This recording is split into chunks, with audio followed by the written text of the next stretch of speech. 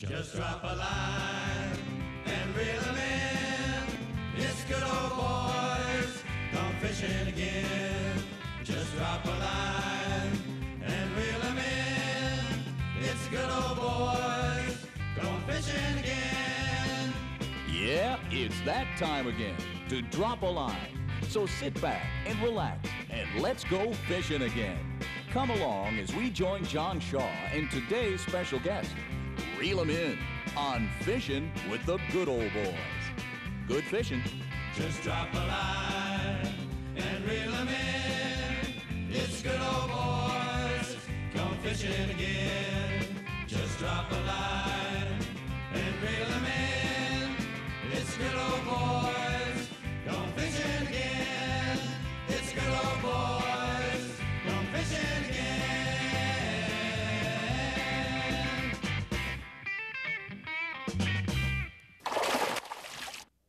Good morning, folks. I'm John Shaw along with John Murray at San Carlos, and he's on them already. He's cranking them in here. Whoa, looks like a decent fish, John. Whoa, buddy. What you got there? Whoa, look at this action, folks.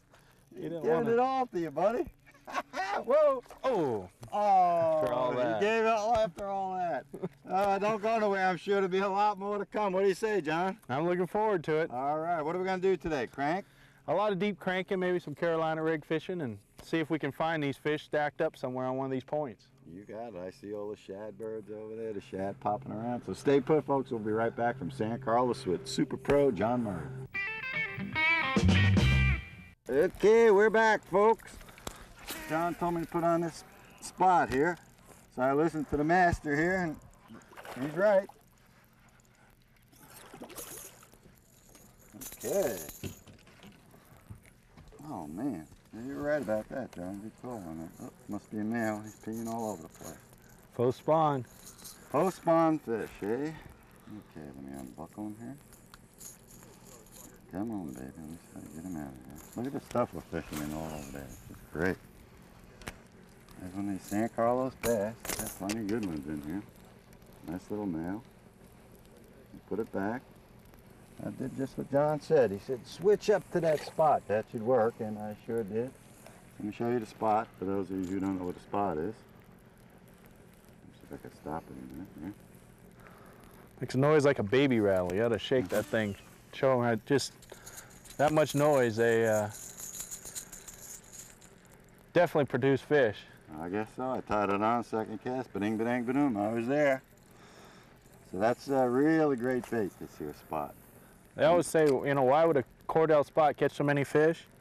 The best explanation I heard is like someone going to your doorbell and sitting in your living room watching TV, and maybe your doorbell rings. You walk up to your door, open the door, and there's nothing there but a $100 bill. Oh, the $100 bill. So you pick up the $100 bill, you look around, there's no one there, you leave. Well, that's what they say a rattle trap's like, or a spot is. It makes all that noise, draws the bass's attention. They look up. The minute they see that bait looks just like a threadfin shad, they forget about the noise. They eat it. Just like that. There you go, Oh, another got one. off that one. Oh. They're real shallow right up They're there. real shallow, right. That might have been a bush, actually, but it felt good anyway. So there you go. You get that $100 bill every time. Best explanation I've heard why it works so much. Hey folks, John Murray, if you read Bassmaster Magazine in the recent issue, I was just thumbing through it, and all of a sudden there's John Murray in there. That was a nice little deal you had in there, John. Yeah, they're looking more for some of the Western stuff since they're coming out here to do some Western tournaments.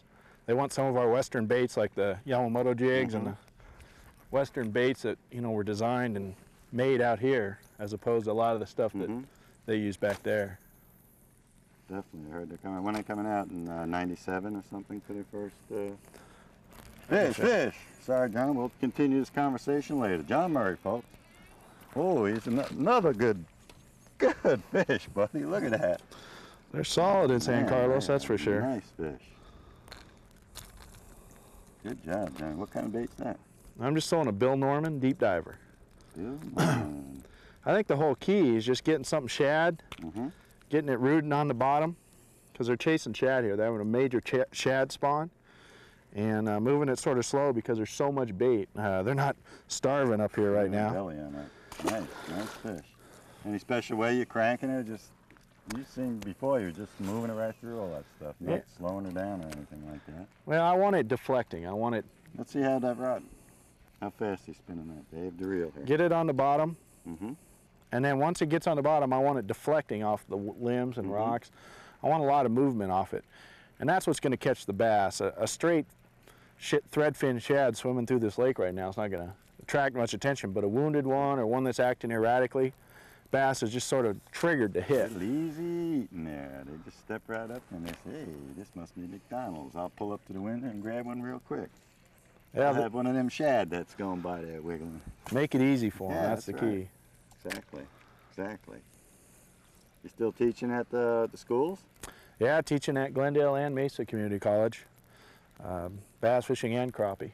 Terrific, terrific. So folks, if you really want to get down to the basics with one of the best, especially here in Arizona, this guy is the man.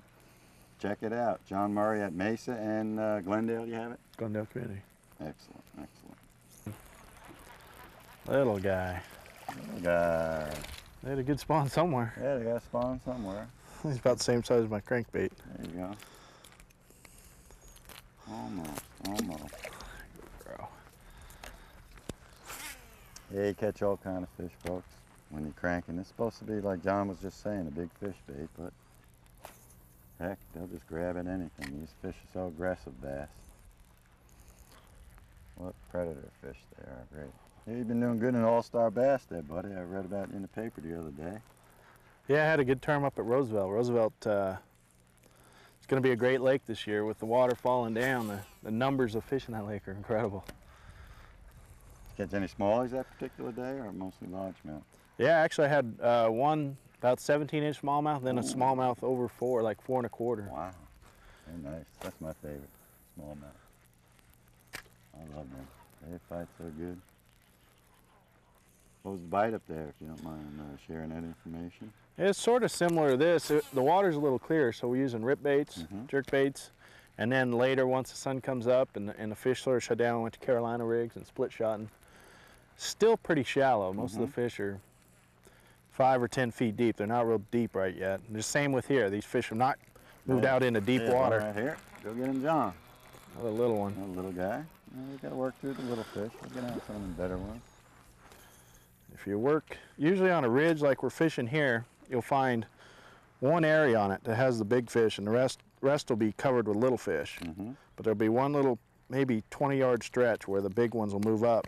And all hang together in the same class of fish, same year class. Yeah, usually it's just, for some reason, maybe bottom contour, maybe bottom composition. They big ones like one spot, and they'll be there every time you go there. They like to stay in that type of area. And the little boys don't venture anywhere near them. Little ones go everywhere else.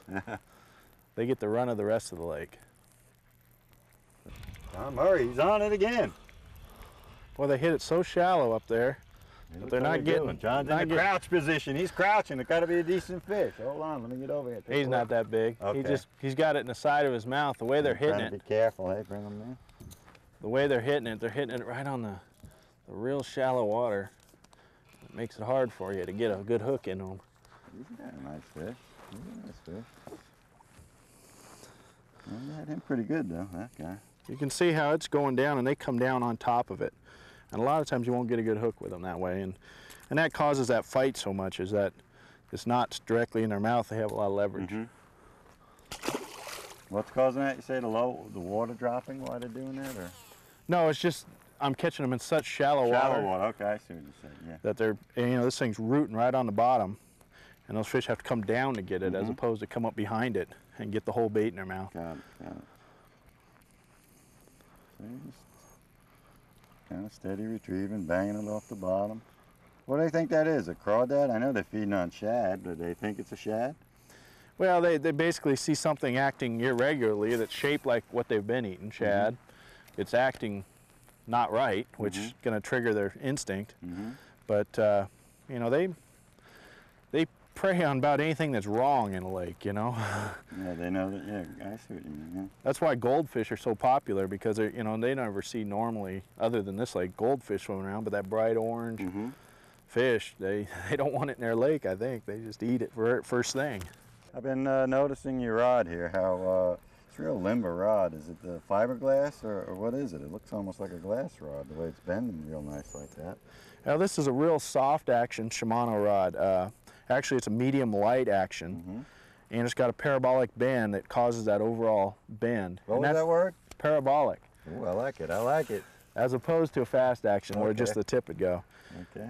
And I'm using that just because the way the fish are getting hooked on the crankbait. I don't want to put a lot of pressure on them, and this soft action rod allows me to, you know, fight them without pulling the bait out of their mouth, actually. Come on, baby. Come on, Johnny. Come on, Johnny. That seems too big. Not real big. Crappie. Crappie. We told you this lake has crappie. It has largemouth. It's a great lake for all kinds of stuff. That's a nice little crappie. I just pulled it through the bush and he grabbed it. I can pin him on buttons here. I don't want to rip his lips apart here. Little paper mounts that they are. Come back around this way. Should unbutton easy. There you go. Little San Carlos crappie. It's been a great year for crappie up here, huh, John? This lake's absolutely infested. You fish bass lures up here and catch crappie. That tells you that tells you a little something there. You're right. You're right. I was just going to say you could throw crankbaits. I like to use spinning rods, so you could do this on a spinning rod or like the big boys here do with the level lines here. But whatever you're comfortable with. You know, it works as long as you're catching fish and you're comfortable. Don't be intimidated by all your Bass Pro buddies that make fun of you using this stuff, because it works. Yeah. That's right. He's trying to say, yeah. You can cast it out, retrieve it, you're in good shape.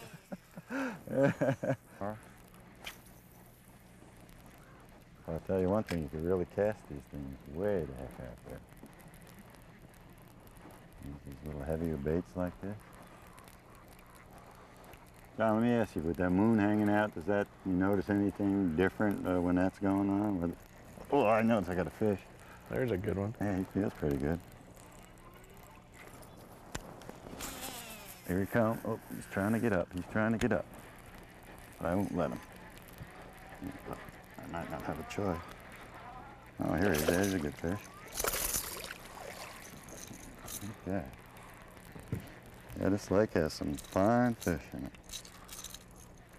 That's the old, I lost that other bait I was catching this morning, the spot. Got to be careful with that, folks. At least I do. I don't have too much luck getting these fish off fast. Lost that other spot that I caught a few fish on earlier and changed to this. Doesn't seem to make any difference as long as they look like a shad. You make a little noise and you can do it. Let me see if I can unbutton him. It's just really kind of easy fishing up here at San Carlos. It's a nice little guy here. We're looking for the big boy. We're looking for the big one. Let's put him back in like so. Hey folks, don't go nowhere. We'll be right back from San Carlos Lake, fishing with the good old boys with my buddy John Murray. We'll be right back.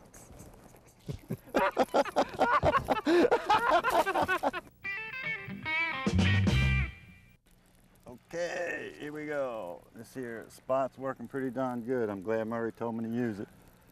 Come on, get in here. They're coming in pretty fast. Crappie. Oh, another crappie. No wonder you Pretty didn't good sized crappie too. Yeah. I'm on a crappie bite here, folks. They said this here crappie bite was great at San Carlos, and I guess so. I'm catching with these pretty big sized crankbaits here. Not the big crankbaits, but something that they obviously like. That's a nice, healthy crappie too. I think a lot of the swirls we're seeing out there, we're thinking of bass or crappie because you throw right into them and don't catch them. And all of a sudden they catch them. Yeah, I want to be careful with his lip. I don't want to hurt his lip too much. Yeah, look at all that stuff out there. It's unbelievable. Okay, we'll just back him off that way a little bit. Oops, we don't want to hurt your lip there, Mr. Crappie. Be a little gentle with him there. There's two crappie in this little spot we come upon here. We didn't come upon it. John knew exactly what he was doing coming here. Another nice little San Carlos crappie. Now some people are going to get a little, why are you guys throwing those crappie back? But hey, let somebody else catch them. Get in there, crappie guy. All right, John. Little Carolina rig. Fishing it real slow. I think fish, post-spawn fish, going to hit it a lot better when the bait's moving real slow. I was barely moving that thing along the bottom when he hit it. Show folks how you rigged up and stuff like that, John? If you would. So on a Texas rig lizard, or a Carolina rig lizard, on a gamakatsu hook, about a 2.5 foot leader. Tell them what Carolina is. Well, the split shot and Carolina rigging, it's pretty much the same concept. You take a weight, this one we use a 1/2 ounce weight and a bead and a swivel, and then a length of line. So what you're doing actually, just throwing this out there, the weight's hitting the bottom, you're dragging it. It almost acts like an attractor. And then the fish sort of notice that, and then your actual bait's traveling behind it. And it's just the easiest way to fish a plastic worm there is, because you don't have to worry about setting the hook or feeling anything. When there's one on it, he's tugging on it. Tug it and that's it, yeah. Very simple way. Catches fish in 2 feet of water all the way down to 50 feet of water, so it's very versatile. Carolina rigging. San Carlos here. Long cast, very, very slow retrieves, what I like. Actually, it kind of looked like you were letting the boat move the bait. A lot of times I just let the trolling motor drift it, and that was just a bare, perceptible hit. I mean, he could have been a twig, but he just held on and held on. I like that one. You think it could have been a twig, but it's actually a fish. It's a nice fish, too. That's a nice little fighter there, too. Usually it's the other way around, isn't it? You Yeah. think it's a fish and it's a twig. Here he comes. He's going to jump out there. He's coming up. He's coming up. Coming up. Come on. Oh, he's in some stuff. Yeah, maybe he ain't that good. He was stuck in something. He felt pretty good, though. He's a decent fish. Come on. Come on. Oh, baby. Oh, he blew my weenie right out there. Caught him on a good old grub. Nice, nice, nice, nice. Horseshoe. Real slow? Yeah, real slow. He just whacked it real good, like you said. Throw it out there. You said we drove around in a circle a few times. John's looking on his electronics. And tell him what you were doing, John, to find a spot here, if you would. Well, this is actually a big old rocky mound. It's just big boulders all piled up. Comes up to about 10 feet of water, and all the way around it's all deep. We've got hung up quite a bit because the weights lodge in those rocks real easy, but it's a great spot for bass. As calm as it is, I think those bass are sort of dropped down and not really actively feeding. Maybe if we get a little wind or something, they'll start biting a little better, but again, they're just a slow bite and just dragging it slow. I missed a couple, and they're here. On that one. We just got to work them out. It's going to take a little bit of patience here to catch them. Well, let me show you what I caught that one on. The good old weenie grub. Salt and pepper with the chartreuse tail. Check it out, pretty good stuff. I'm just split shotting about 18 inches up the line and just doing like John was saying, throwing up on that hump there, and he grabbed onto it. So let's see if we get some more. Very super slow today. You wouldn't think that in May, John. You know, you would think the fish would be really super aggressive and on the thing. Well, the problem is we're post-spawn, and the minute you get post-spawn, the fish are really trying to recover from the spawning, and sometimes that's the key. People get in good areas and they just work their baits too fast. Post-spawn's famous for super slow retrieves, light baits. Once about Memorial Day, 1st of June, then it starts picking up. Then they start feeding them. Then you can start moving it a little quicker. Oh, and there's a same deal as we caught that last one on. Come on. Oh, he's a runner, that one. Look at him go. Oh, he's a hot little guy, John. Fighting good. Oh, boy, another weenie. Yeah, I keep losing that weenie there. Oh, easy does it, fella. Easy does it. There we go. Same deal. He got a mark on. What's that mark from on the side, you figure, John? Well, just from spawning, beating themselves up on the rocks and trees and everything else. Boy, Where it comes from. they work themselves over pretty good. Well, we'll put him right back in. We'll just put him in gently there. He's been working hard to spawn here. I don't want to fall in like I did before, but I'll just... Got one, huh, Johnny? Whoa, Yeah, he hit it right at the boat. I can't get him up. He might be foul hooked or something. Whoa, baby, give it to him, fishy. He's giving you a bad time. He's Yeah, decent, hooked right in babe. the top of the head. Oh, decent. Oh, you switched on me, buddy. Here, I'm still dragging this here bottom bait, and you're on that rogue there. Yeah, the wind quality. came up and they started coming up. Quality fish. Quality fish. They're right on that little submerged ledge here. I got to try to stay off it. Show us how you fish that fish. Just making a long cast. Reeling it down maybe 2-3 feet. and then just alternating, giving it, I usually give it 1-2s and pauses. The last fish hit it right on the pause. And then when you went to reel the next time, he was already there. And you do tend to hook a lot of them and lose a lot of them because a lot of times they're just slapping at it. So basically you have a good rhythm going like that and just jerk it, and when you twitch it, and they just react to it. He was really pulling that rod under there. Like you said, same rod that you're using before, that sort of wimpy. Real soft action rod. Same thing, treble hooks. And I always sort of stop it right at the end of the cast. A lot of times, especially if you're fishing smallmouth, so follow it right up to the boat. Right to the boat, let it pause right at the boat, because they'll just follow it. There's one. Oh, there you go, Johnny Murray. Little one. That's all right. Little one. Showing the people how it's done. Here he comes, little guy, coming up. There's a bunch of these in this lake right now. But you notice, I mean, a fish that small eating a bait that big, we're not. That's incredible. They're not worried about size. That shows you how aggressive bass are. Show them that bait up close, what it looks like, in case folks don't know what a rattling rogue is. Dives down about 2 or 3 feet. That's the one with the little bigger lip on it, eh? Yeah, it's the bigger version. I like the bigger one just for casting distance. And like you just saw, the fish don't care. Well, they just grab it. There's another one. All right, Came off. All right, on the rogue, huh? Good one, John, good one. Windy part of the day here. Nice job, man. Same deal, huh? 0, that's what you right on the point there. Deep stroke there? No. Good fish, good fish. See if we can get some more. Good job, John. He whacked it good, huh?